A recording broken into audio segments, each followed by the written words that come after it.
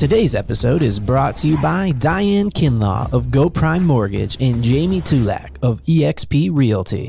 When I'm reading through other people's feed and they're complaining about their boss, they're complaining about having to go to work, they're complaining about, another Monday. Dude, I don't have that problem. Yeah. I wake up on Monday morning like, all right, what do we got? What do we have going this week? So let's say, hypothetically, you have always wanted to work as a farmer. You're this high-paid financial advisor, and you're just done. You're ready to become a farmer. And it's going to be hard, but you wake up every morning, you get to do what you've been wanting to do for years, or it's just it felt right. Or let's say you were a farmer, and you always had a dream of being a financial advisor. So those are going to be some lean years at the beginning. You're helping people build their wealth. You're helping people to make changes in their life. You feel passionate about it. If you're feeling passionate about it, you can see you're making changes in other people's lives, or you're doing something that you've always dreamed of doing. Then it doesn't feel as so much like work. You're living your dreams.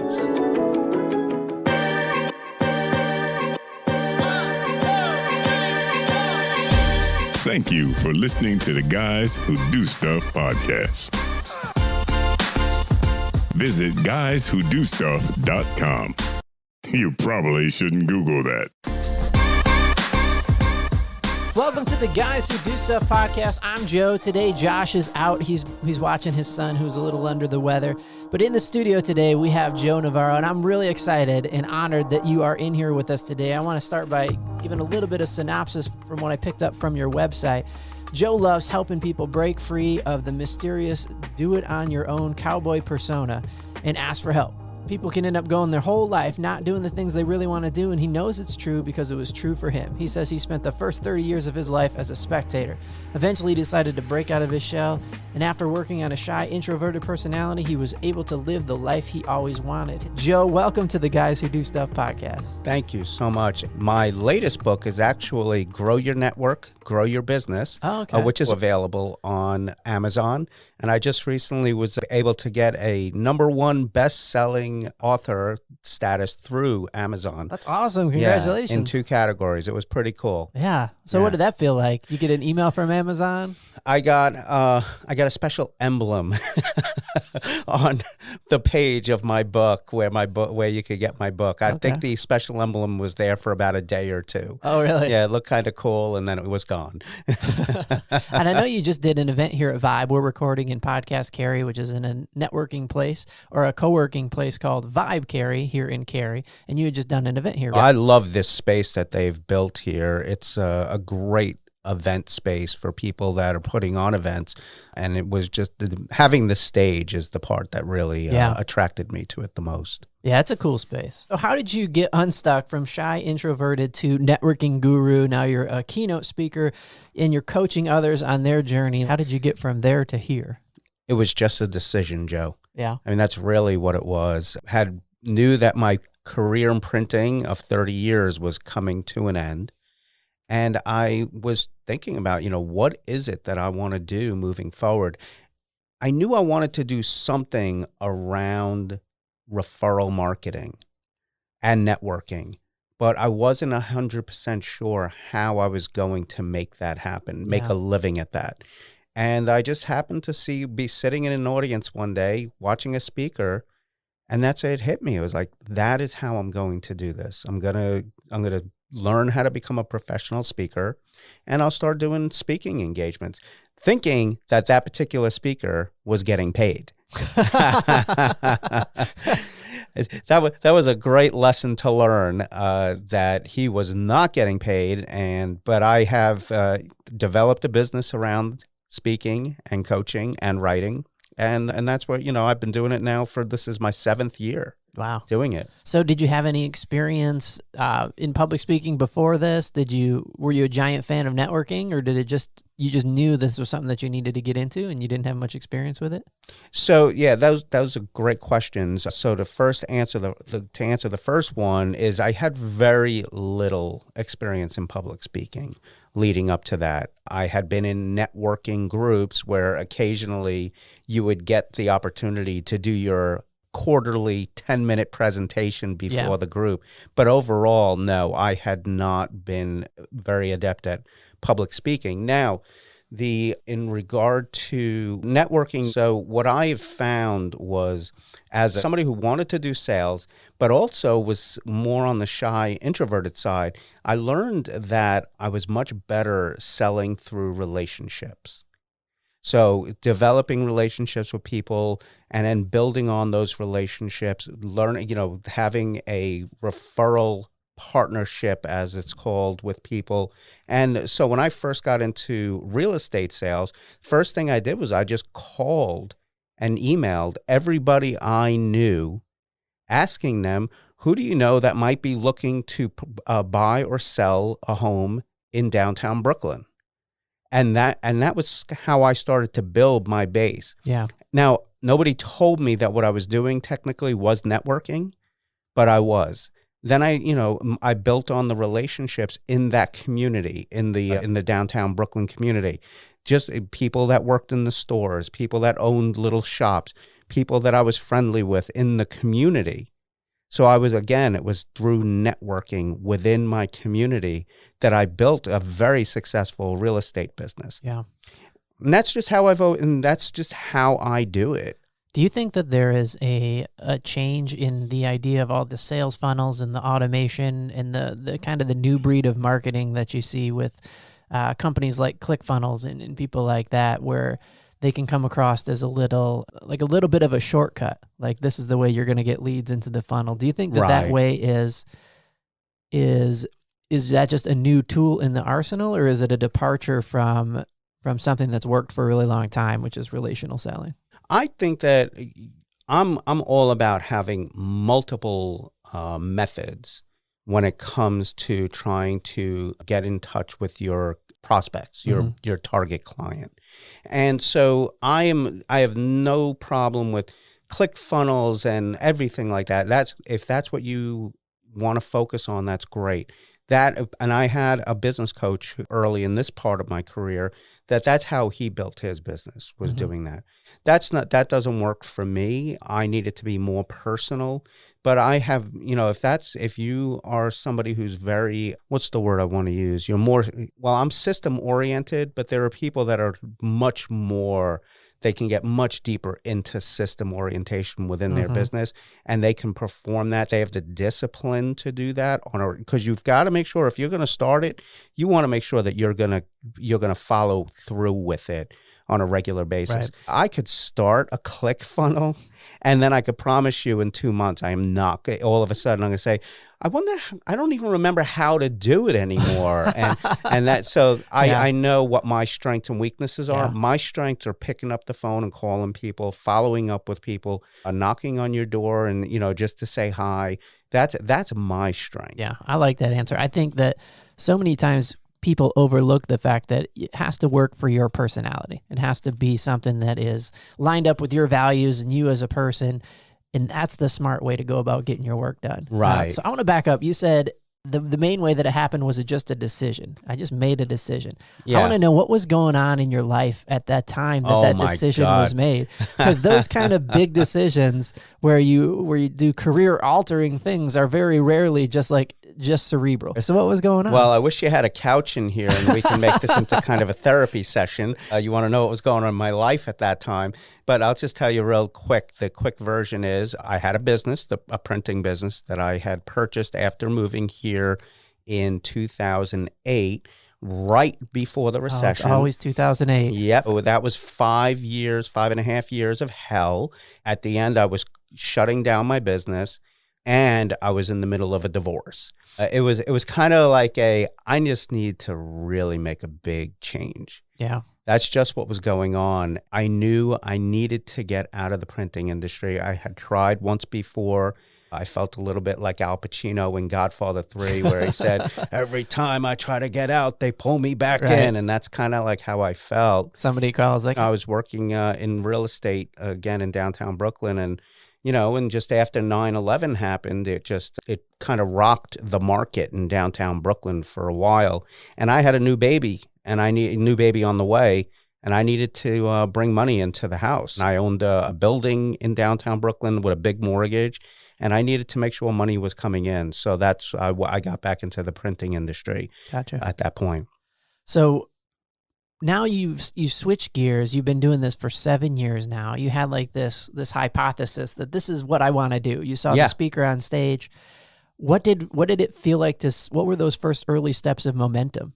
Like how did you get your first couple wins under your belt? The first win I had was my first speaking engagement. I made a phone call, called the Chapel Hill Chamber of Commerce, told them that this is what I'm going to be doing now. I'm going to become a professional speaker, and I'd love to speak I had been to their small business roundtable, which used to be very well attended. And I just said, I'd love to speak for the small business roundtable. Well, they happened to have an opening on July 3rd, 2013, assuming that it was going to be empty. Right.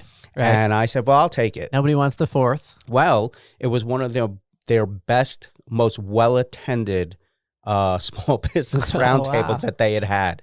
And it was great. I had a room full, I had, I don't know, 30 plus people, which is great for a first speaking engagement.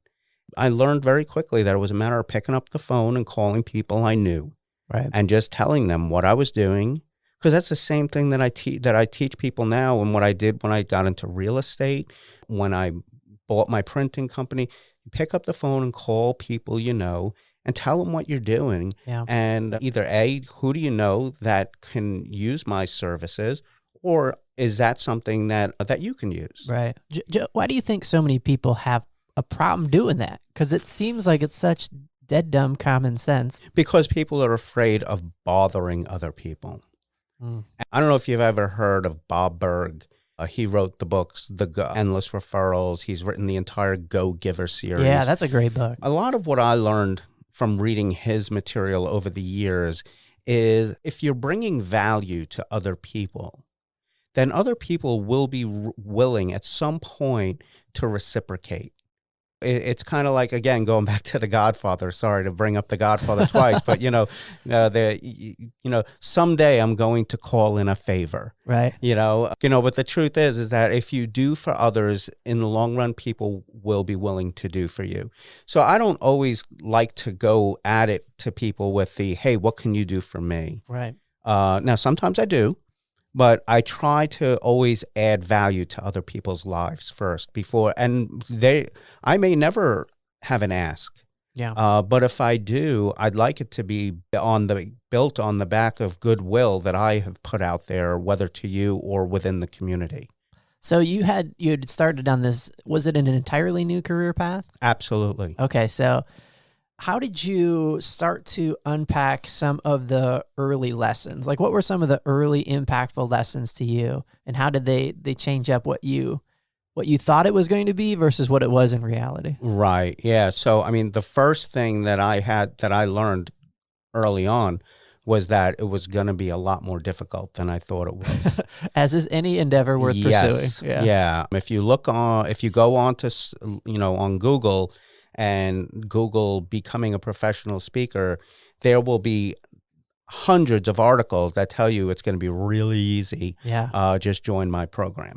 and I have come to find out that is not necessarily true. I have a friend, her name is Sharon Anita Hill, and she is a professional speaker. And so I had reached out to Sharon very early on, told her what my intention was. And Sharon said, Joe, you have to write a book. She said, that's first and foremost before that will give you credibility. That's a big ante to put in for a career change, right? Just to write a book. Absolutely. Well, luckily for me, I had already written 2 books, but I've never published them. Oh, okay. But I have written 2 fiction novels. So I had the discipline already to sit down and write a book. Right. So why do you think she thought it was so important that you write a book? She's written, I think, 3 or 4 books, and she found for her career that was the fastest way for her to gain credibility in the markets she was trying to speak to. Absolutely. I've often heard it said that it's like a door opening thing to have a book. It's a fantastic business card. If you're going to choose between a list of speakers for your event, and one of them has literally written the book on the topic that you would like to speak on. Yeah. It makes the decision pretty easy for the potential client. Initially, I was known specifically as the networking guy. However, what I wanted to do was I didn't want to only be known for networking. I am relationship marketing or relationship sales, whichever way you want to put it. My first book was called Intentional Networking, and I believe so strongly in networking, because what happens is a lot of people say, oh yeah, we're good on networking, but there's so much more to networking than just showing up at an event. Yeah. So if you can change the wording to relationship sales, relationship marketing, now that changes people's perspective. Right. They're not just thinking only about showing up at a networking event. Right. They're the biggest part that people forget about so often is the follow-up aspect. Yeah. That is the area that people struggle with the most when it comes to networking or prospecting or whatever it is. The follow-up is where they drop the ball the most. Yeah. And so I'm real big on that. And that's where that whole idea of having that perception change by calling it relationship marketing. You don't often, like, how often does somebody that you know text you and you just leave them on red for a long time? It's just, it's very uncommon. It's rude. I assume that you've grown your network pretty large. Is staying on top of follow-up becoming more and more difficult as you meet more and more people? So that's another great question. One of the things that I do, Joe, is I have a specific system that I develop for myself, and then I teach it, whether through coaching or in some of my speaking engagements. It's about breaking people up into different categories. I call them A, B, and C prospects. Okay. And so the C prospects are obviously, those are folks that, as nice as they may be, you're just never going to do business with them. Or it's unlikely you'll ever do business with them. I should never say never. Right. But it's unlikely. But sometimes you can tell. It's a C. Right, right. I still believe, though, in just saying, hey, it was nice to meet you at, such and such an event last night. I hope to see you again soon. Mm-hmm. In the end, you move on. B prospects are people that there's a little bit of gray area there. There could be a possibility of either them at some point moving. They could potentially move to being an A prospect, or they could be good for one of your referral partners. I'm very concerned about seeing my referral partners be successful. But then my A prospects are the people that I know I call them, that's where the gold is. Those are people that are either A, they have a need that you can fill, or they're working with your competitor or have worked with a competitor of yours. And that with time and a little bit of persistence and follow-up, that you will eventually be able to win their business. So essentially, you have a plan going in that's going to take the stress out of, what if I have 30 people I need to follow up Correct. with? You know exactly what you're going to do, and you just get it into that muscle memory kind of repeatable pattern. And you want to make sure that you are utilizing some kind of a follow-up system, whether it's a CRM, which stands for Customer Relationship Management System, and there are many of them out there. They're even... Which ones do you recommend for people getting started? So the three that I generally recommend to start off, let's just say, first is Zoho and HubSpot. Both have free platforms, and they're very robust.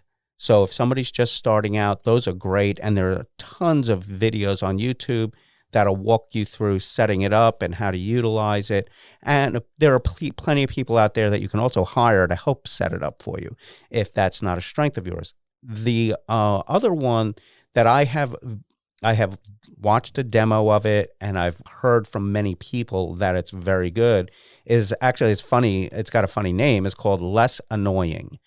Yeah. And I understand that one is like one of the best out there especially for people that are fairly new to CRMs. However, that one does not have a free platform. Okay. So, but I understand the cost is very low. When I first jumped in, I jumped on the HubSpot bandwagon, and Like many people, I would imagine have a similar experience to mine, whereas you're getting started. I was just starting up my business, small book of business, Right. friends and family kind of stuff, just starting from nothing. And I've got all these enterprise solutions, like I'm Target, and I want to set up the most complex thing. And, Right. and I found myself just chasing rabbit trails and really struggling. I probably should have done what you suggested, is find somebody to help set it up. But ultimately, I went with a company called 17 Hats. You ever heard of those guys? Sure, I have. Yeah, I found that they did 90% of what I wanted to do really easy without the amount of extra Right. learning that I felt like I had to put into it. Yeah. As well as they allow me, I build websites to white label so I can integrate CRMs when I sell websites to people. Oh, that's which great. Which is a useful thing for a lot of companies. Don't have a CRM in place yet when they are at a place when they very much should. And Yes. A lot of industries sell very specific CRMs as well. That's what I was going to bring that up. So like just yesterday, I was working with one of my clients who owns a hotel in Mebane. We were looking at hotel or hospitality specific Right. CRMs for his business. Yeah. He's been using another one that was just kind of a generic CRM.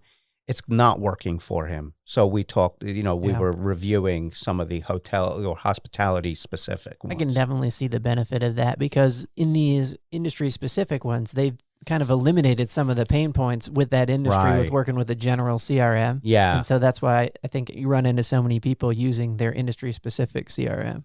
And there is even a CRM that's specific for the speaking industry. That Is there? What's that one called? I don't remember the name of it. One thing I'm learning to do, Joe, as I'm getting older, is to if I'm not going to use it, or if I don't need it right now, I need to just forget about it, because my brain is just filled with so much useless information. I need to start doing a data dump from my brain as I'm getting older. Yeah. Do you remember like forever ago on Windows how you used to push the button to defragment your hard drive and it would take all the different colors and it would make them match? I feel like that's my brain every once in a while. Exactly. It's going to take 12 hours, but I got to sleep and let this thing run its course. Yes, exactly. So having been a public speaker now and being successful in that industry for some years, is there any secret sauce that you learned along the way for other people that are thinking about, I want to get better at either relationship marketing or maybe public speaking is something I would like to get into? The first thing is become an expert at what you're doing. So if you are hypothetically going to build websites for insurance companies, learn everything you can about what the pain points for insurance companies are. What are people looking for when they're searching for an insurance company online? What is it that insurance companies, what are their problems that they're having in getting their message across? So learn everything you can about your niche. Right. Okay. So that's the first thing. If you're going to make a career change of some sort, whatever that career change is, first you want to niche it and then learn everything you can about it.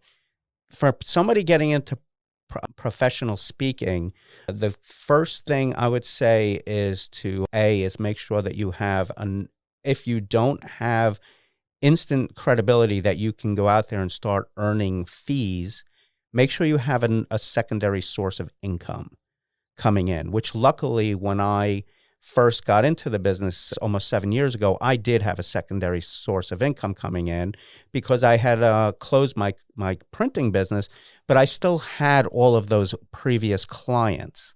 So I was able to bring that client base to another printing company, and we worked out a deal where I was able to get income based off of sales for about 3 years. So that helped me for those first 3 years to earn an income based on my previous client base.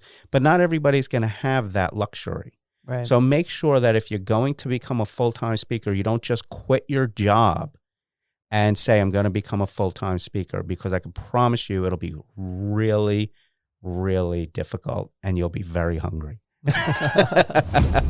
Our title sponsors for this show are Diane Kinlaw and Jamie Tulak. Whether you're looking to purchase a new home or wish to refinance, why not seek the counsel of a friend who happens to know the Triangle housing market better than the back of her hand? As your local lender, Diane Kinlaw knows how important this area is to you because it's her home too.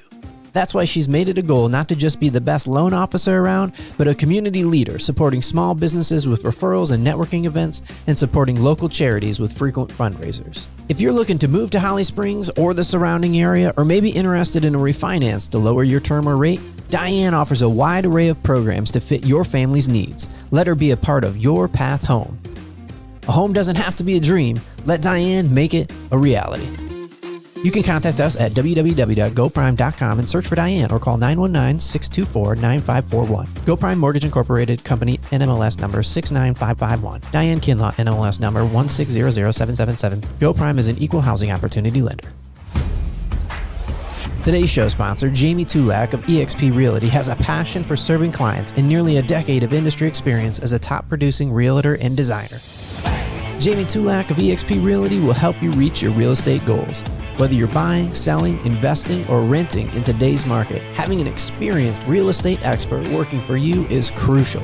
And don't forget to ask her about her Hometown Heroes credit for military, police, firefighters, teachers, and medical providers. Contact Jamie Tulak today at 559-707-1913. That's 559-707-1913. MRP certified. At what point did you start to build out events? I've seen you do many events in our area here. When I first started, in the first, let's say the first couple of months of speaking, I got a handful of speaking gigs that were, small things. And I'll still take small speaking gigs because I just love speaking. But I wanted to make sure that I was always going to have a speaking engagement at least once a month, minimum.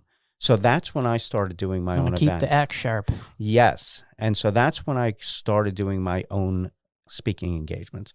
So I had a friend, I don't know if you know her, her name is Teresa Robinson. So I said, hey, I want to start speaking. You want to partner with me and we'll do, we'll just do different events at different places. And so that was how I started. We would just book a room and we would invite people to Eventbrite, charge a very small fee. For a while, I was doing them for free, strictly to get coaching clients. But I realized that there came a point where I needed to start charging because the cost of the rooms were going up. I started offering breakfast or lunch or dinner for at least over 6 years. Yeah. Where almost every month, I put on some kind of an event that will always add value to other entrepreneurs' lives. And when did coaching become a value proposition that you offered your client base? So I started working with a specific coach. His name was Brian Hilliard. Just a little after I had started in the business, he wrote a book called Networking Like a Pro. And so somebody introduced us, and I hired him shortly after. And he was really pushing the coaching part for me. And so eventually what we did was we developed a coaching program based around my keynote presentation, because people were asking, do you do any kind of coaching on networking? And at that time I would say, no, it's not my thing. But Brian really pushed me to develop the coaching program.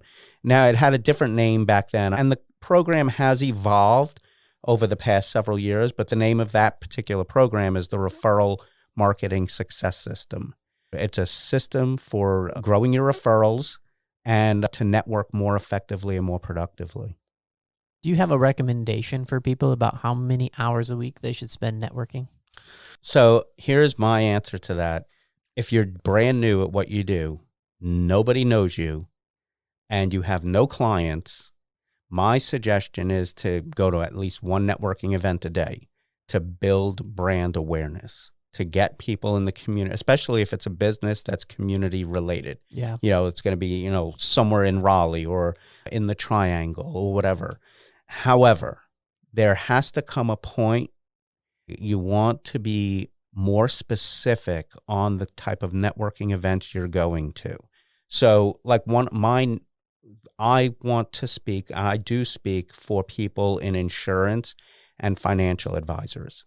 Okay, so I make sure that I am, to some level involved with NAIFA, which is the National Association of Insurance and Financial Advisors. So this way I'm staying in contact with my target client. Right. But most people network in places where 99% of the people there will never have a need for their business. Right. So that's where I would rather see you go to one networking event a week or even per month that is going to be filled with people that will either have a need for your products or services, or that you can in turn actually refer people to in their business. I like that. That's very actionable. And it also speaks to the difference between when you're starting out and then how you should make that transition and start to focus on people that are your ideal client. Yeah. And how do you put yourself in front of those people instead of just the same potential networking group that you've been going to every week. Right. Exactly. Yeah, that's great. That doesn't mean I don't still go to some of those groups, though, because I developed a relationship with people at some of those groups over the years. And so it's an easy way for me to go and connect with them once a month or whatever. Well, that's, again, it speaks back to the relationship side of it. Just because there's less marketing doesn't mean there's any less relationship. Exactly. And you still need to keep that going as well. What kind of hardships or any kind of tough stories or tough lessons did you learn along the way that could have potentially either discouraged you or knocked you off the course, but you persisted and you made it through?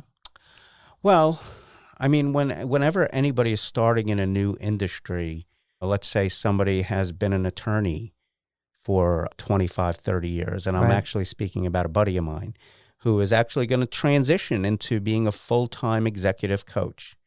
That's going to be a tough transition for a little while, because that's going to mean that the income that he's used to is not going to be, he could, have a Cinderella story, but it's unlikely. There are not, the Cinderella stories are far and few between. So that means that it's going to be a couple of years of him having to really work it, to network, to build his client base. Again, I was lucky that I had that source of income coming in. But again, I want to reiterate the fact that I was going through a divorce. So there was a ton of money going out as well for, on legal fees and having a new home and, trying to keep my children happy. And, so I was lucky that, I had two sources of income now at that point. The financial aspect was a big part of it. So make sure that you have that in check before you make any kind of a career change.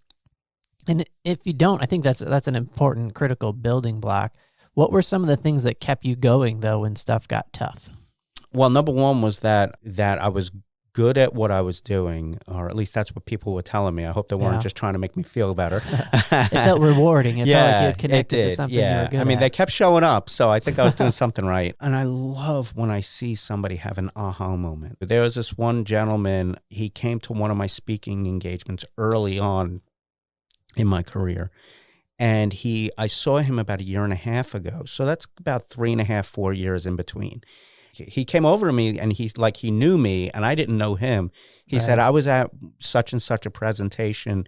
And I remember when you talked about growing your comfort zone rather than stepping out of it. That was life-changing for me. I loved hearing that I made an impact on somebody. I have to imagine there's a lot of people that sit in talks and in presentations and keynotes, and that you are the speaker, who are feeling like, man, I am stuck. I don't know if change is even possible.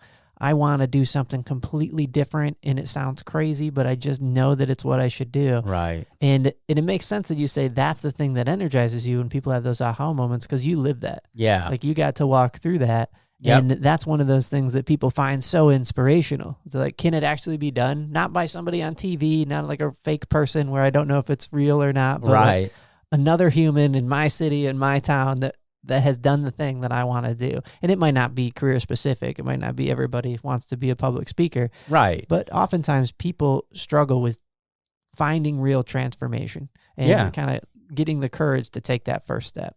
Well, so one of the things around that, Joe, is I know we make fun of social media all the time about the perfect lives that people are living on social media.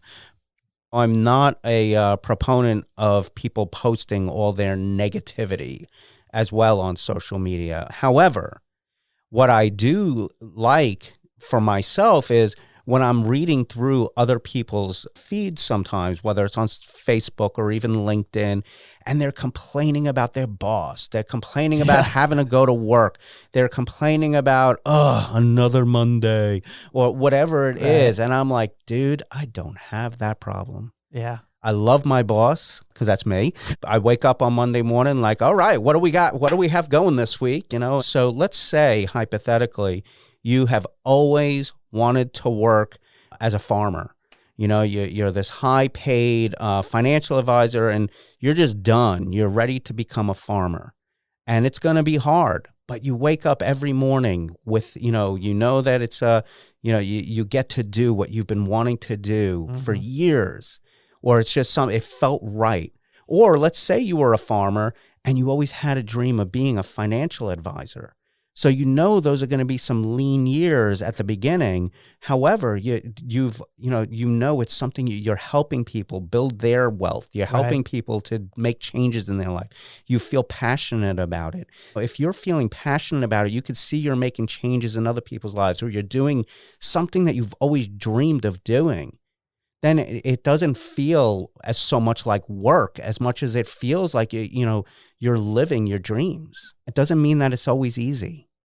That's the big part. It doesn't mean it's easy to live your dreams. Otherwise, everybody would do it. Mm-hmm. I've often asked, and I find the answers, one, they never match. But I like to ask people that come on, different business owners, entrepreneurs, how long before the business started to feel less like you were Sisyphus pushing the rock up the mountain and rolling back down, and then it started to feel like it was working? Like, at what point did that transition happen in terms of years? Right. What was it for you? Well, okay, so Joe, I'm still pushing the rock up the hill a little bit. So, but I don't mind because I love what I'm doing. Right. It's my business, my industry as a speaker is filled with thousands of people that are willing to do corporate speaking engagements for free. Okay. Is that because they're portfolio building? The market is flooded right now. They need experience in their that, or they're thrilled to get the opportunity to speak there. They think it could be portfolio building. That's a great. It could be they have another form of revenue coming Exactly. So I have done my share of free engagements with companies and organizations. However, that means that it's a constant battle to make sure that you're getting paid for what you're worth. That means, number one, that I have to stay on top of my game, practicing and rehearsing my presentations. I'm constantly improving on my presentations, which there are times my wife and I will be sitting there on a Sunday night and I'm just on PowerPoint, just searching better photos and, coming up with better ways of saying things. Now, I love that because that's really the creative part of my business. Right. But it's also work. Right. It's a lot of work. Then there comes the marketing part, Joe, where I have to pick up the phone and make those calls. I have to call event planners. I have to, and follow up with them for years. I have one right now that I'm hopefully going to be speaking for at their next conference. We're in negotiations right now that I have been following up with this person for 5 years. Wow. And so the nice part was when I got the email back from her recently, she said, thank you for always following up with me. You are at the top of our list. I practice what I preach. Right. But I love what I do. So you mentioned a couple times about the amount of other people that are in public speaking. I'm curious about your industry specifically with other public speakers. Do you find that there is an increased sense of competition because of that scarcity, or is it a sense of cooperation?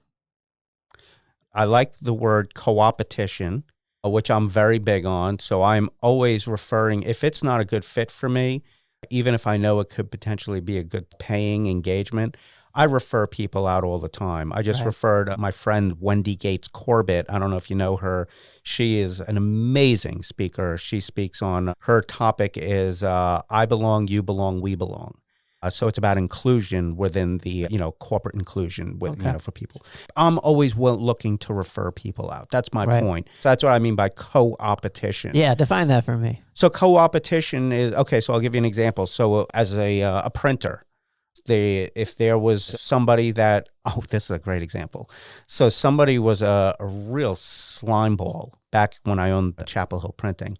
And he apparently, I didn't know he had already screwed over about 2 or 3 other printers. Well, it was my turn. He hurt us for, we'll say, about $3,000 to $4,000. So my buddy, the attorney I was talking about earlier, I called him and asked him, "Hey, are we going to do a lawsuit, blah, blah, blah." And his response was, "Joe, the lawsuit, you'll end up losing more money in the lawsuit than you'll get back." He said, "Sometimes that's just the cost of doing business."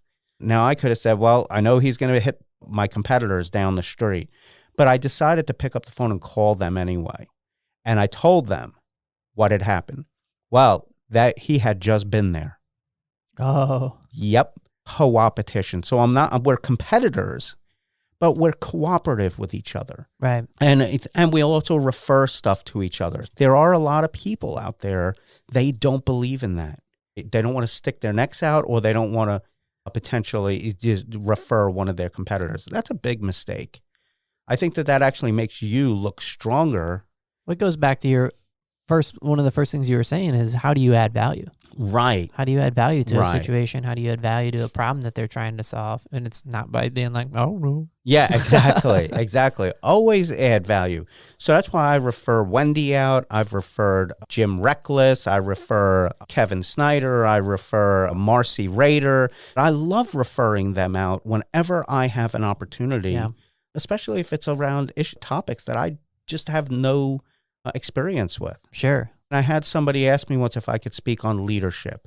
Can I speak on leadership? Could I write a good program on leadership? The answer is yes, but it's not my topic. Yeah. So that I gave them Kevin Snyder's information. Do you have any strategies or processes that you now have in place that you wish you would have put in place sooner in your business? Ooh, that's a really good question.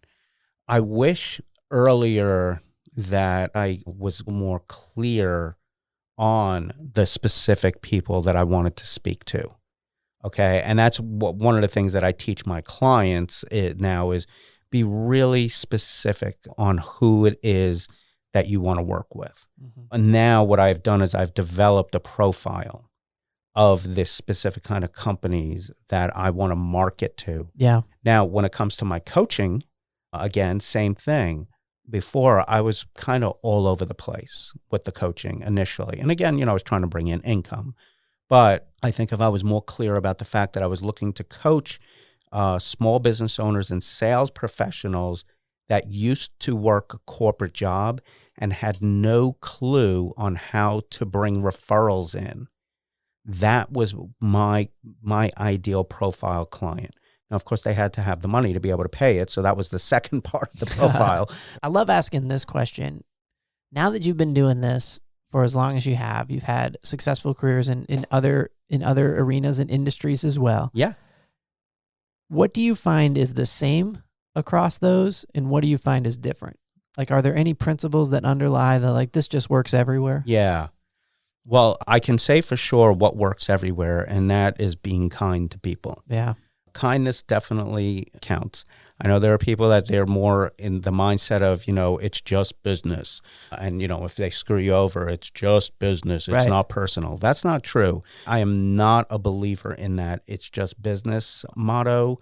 If I hurt you in any way, then that's personal because it's taking money from your family. Mm-hmm. That doesn't mean that if we're competition, that I'm not going to try and win the business, but coming from a place of integrity, it's really important that we always come from a place of integrity, kindness, treat people with respect. And here's the one thing, Joe, I don't care what business you're in. If you are in some level of sales, business owner, you're selling life insurance or you're selling health supplements, you have to work your butt off. That's just all there is to it. You have to work hard. If you're not willing to work hard, then stop what you're doing and go get a job in a cubicle somewhere. It is an uphill thing to get a business started. Absolutely. If you want to keep the business growing, you've got to keep pushing that rock up the hill. Right. You got to create the hill, because if you're not creating the hill, then that means you're just satisfied with the status quo. I am never going to stop pushing that rock up the hill. Right. Until, I have $6 million in the bank and I can retire and, go live, a life of peace and luxury. But that's just not going to happen anytime soon. I can promise you that. So how then do you currently define success? There's a million different answers for defining success.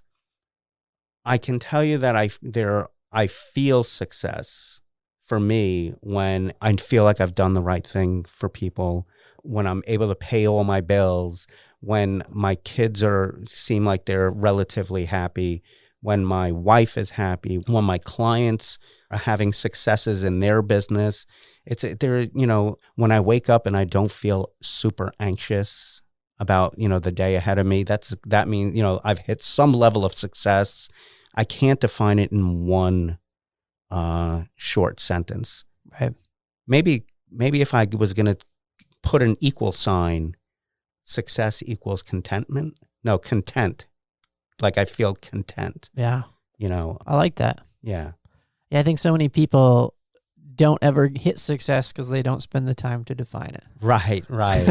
Well, I think you just gave me some homework there. Thanks, Coach. All right. One more question. And I love asking this question. So you can borrow the DeLorean from Back to the Future. Yeah. And you get it for 1 minute.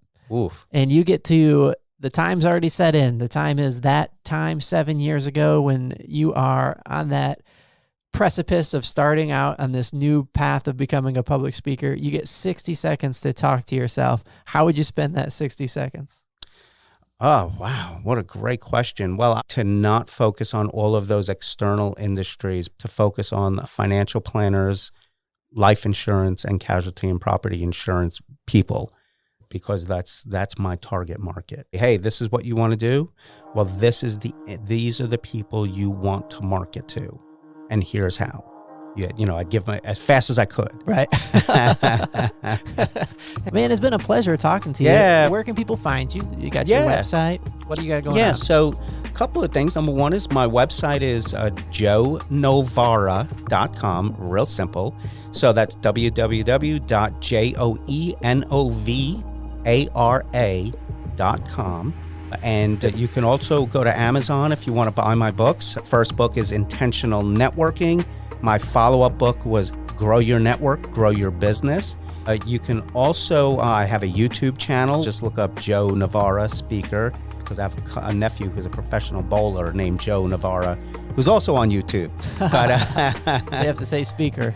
Yes. When you look up my books, always look it up under Joseph Novara, because there's another author in Minnesota named Joe Novara. So you're the Joseph. I am Joseph. I'll put links in the show description as well. Thank you so much for coming on today. Really appreciate talking to you and sharing what you have learned about being a relational marketer. Yeah, That's thanks. Awesome. This was wonderful. All right, great, man. Everybody have a great day.